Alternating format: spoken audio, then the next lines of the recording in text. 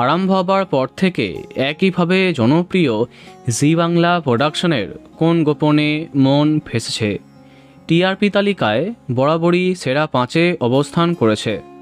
কিন্তু নতুন সপ্তাহে প্রথমবারের জন্য স্লট হারিয়েছে শ্যামলী অনিকেত। তাহলে কি তাদের জীবনে টানাপোড়েনের গল্পে একটু হলেও আকর্ষণ কমেছে? না, সেটা হবার নয়, কেননা আবার ধামাকা চমক আসছে গল্পে।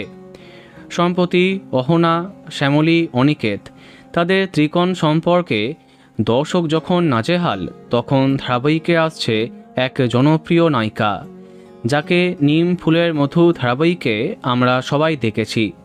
কোন গোপনে মন ফেঁসেছে ধারাবাহিকে সম্পূর্ণ নতুন চরিত্র নিয়ে আসছে নিম ফুলের মধু খ্যাত প্রিয়াঙ্কা মজুমদার, অর্থাৎ সুইটি।